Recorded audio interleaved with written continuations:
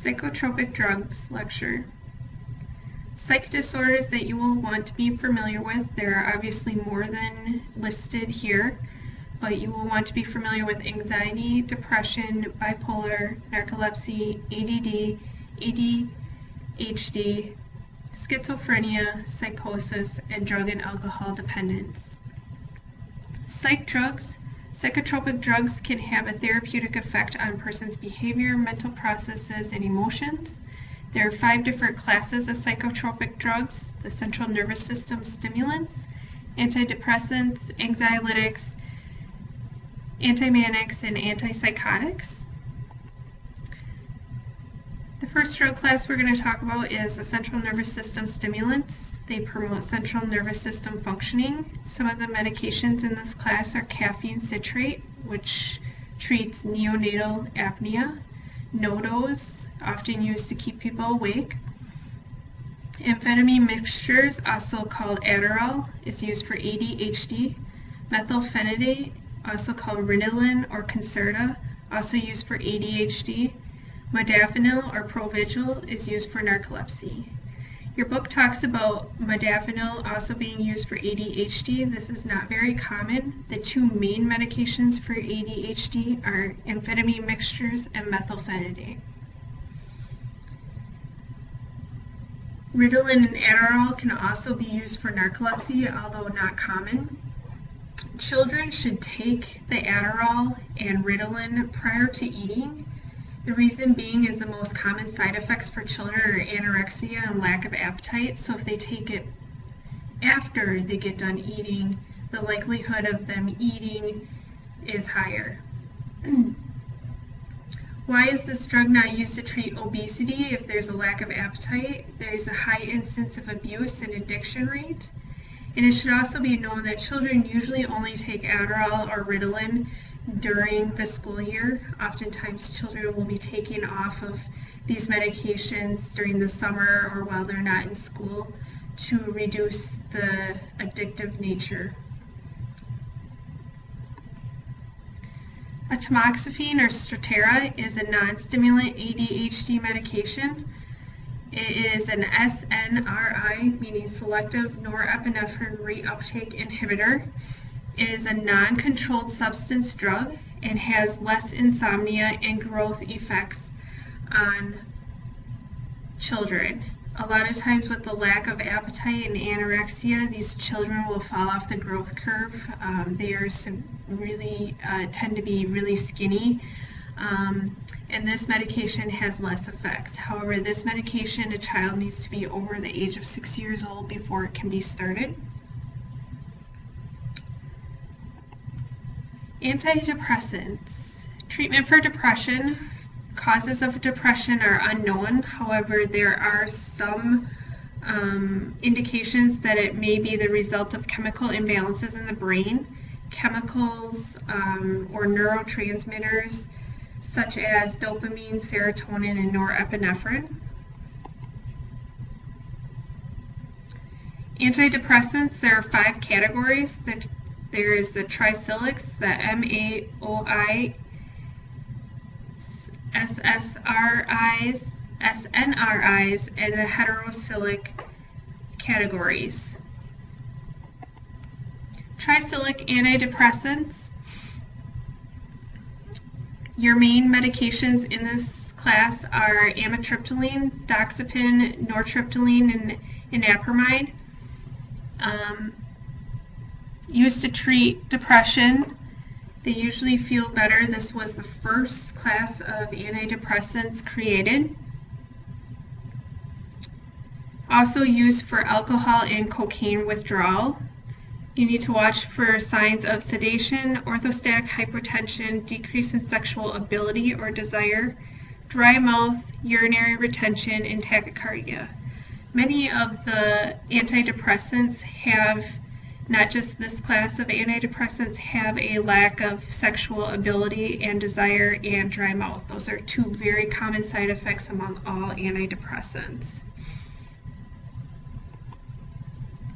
MAOI inhibitors.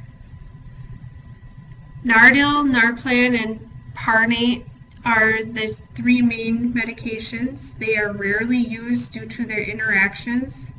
They increase the concentrations of serotonin, norepinephrine, and dopamine. They inhibit the monoamine oxidase enzyme. And all other medications have to fail before a patient will be put on this medication. Some of the interactions are cheese, pickles, wines. They cause sweating, tremors, dizziness, and an increase in blood pressure.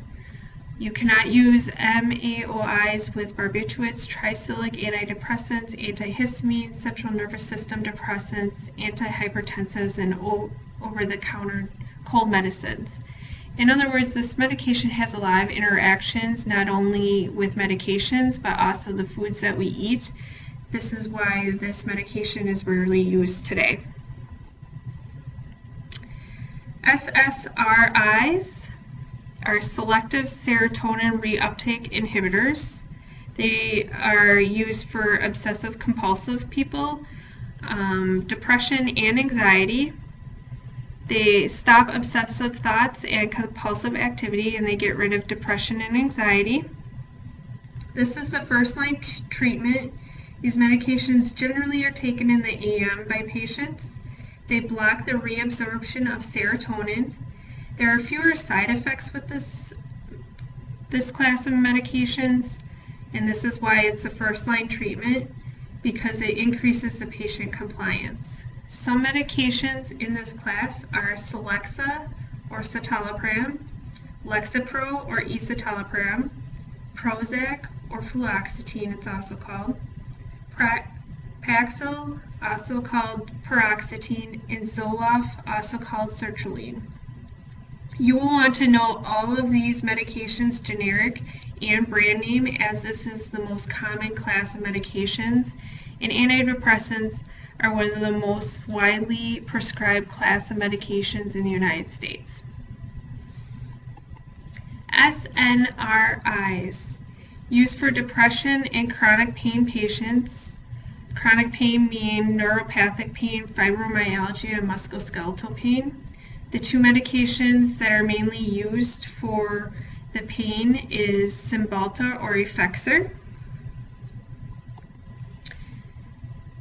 Heterocyclics, bupropion is the most common. Wellbutrin is used as the antidepressant. Zyban is the medication that is used to help people stop smoking. So this medication has dual purposes. Zyban is for the smoking, Wellbutrin is for the depression. It's the same drug, just two different brand names to treat two separate issues. This medication is usually given by mouth with very few side effects, but it does interact with alcohol, so people do need to be careful. Heterocyclics. Other heterocyclics are mirtazapine, which treats agitated depression, mixed anxiety, and depression. Trazodone is usually very highly sedating, so it's important if patients are going to take this, they don't drive, and is mainly used for patients with severe pain, and other methodologies have not worked. Antimanic agents, used to treat bipolar or sometimes called manic depression. Medications that are commonly used are lithium, tegretol, lamotrigine, and Depakote. Lithium is not considered the first-line treatment due to the potential hypothyroidism, cardiac arrhythmias, urine retention, and tremors. Toxicity can occur when levels are greater than 2.0 milliequivalents per milliliter. Patients that are on this drug should routinely get a TSH drawn, a serum TSH, to test the thyroid. They should also get a CMP, a complete metabolic panel, to test those electrolytes. Sometimes there can be a potassium imbalance with lithium. Also, a complete metabolic panel tests the liver functions, which lithium can play a part in changes in liver functions. Also, patients on lithium should get an EKG due to the fact that there can be a prolonged QT syndrome within EKGs. Anxiolytics treat anxiety. They promote relaxation and reduce anxiety. Main categories are we call them benzos in the medical field. Benzos treat anxiety disorders, insomnia, and alcohol withdrawal. Anti-anxiety medications, alprazolam or Xanax, is a medication used to treat anxiety. This is probably the most common out of this entire class that is used by patients on a day-to-day basis. Diazepam or Valium is used for preoperative sedation. Lorazepam or Ativan used for agitated disorders. I would say this is probably a close second to the alprazolam as far as use. Midazolam or Versed is used for preoperative sedation and sometimes can be combined with fentanyl for pain. And then the buspirone or Buspar used for anxiety. It doesn't have a sedative effect, which is very beneficial for some patients. It is important to note that anti-anxieties and many other medications have half-lives, and anxiolytics are very dependent on the half-life. So diazepam has a very long half-life, meaning that it lasts a lot longer. There can be accumulation in the patient's system. So we don't want patients to take this on a regular basis due to high toxicity probability. However, lorazepam, for example, which is one of the more common medications, has a short half-life, so that accumulation in the system and that instance of toxicity is significantly reduced.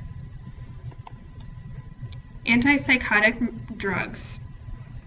They are used for relieving psychosis, which means delusions, hallucinations, agitations, and combativeness, relieving nausea and vomiting.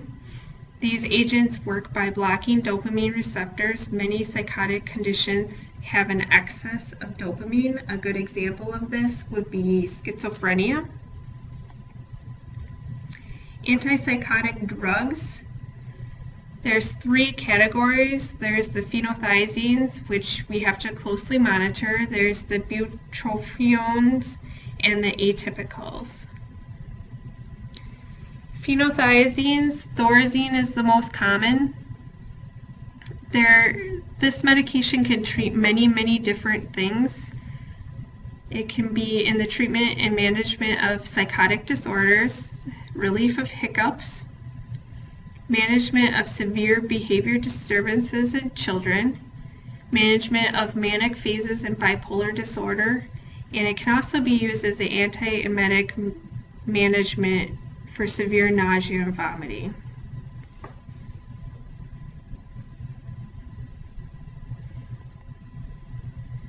Haloperidol or Halidol treats schizophrenia, agitation, and delusions. Atypical antipsychotics. We have Abilify, Seroquel, and Risperdal. Abilify and Risperdal are commonly used to treat schizophrenia. Quetiapine or Seroquel is used to treat acute mania and bipolar. Risperdal can also be used to treat bipolar.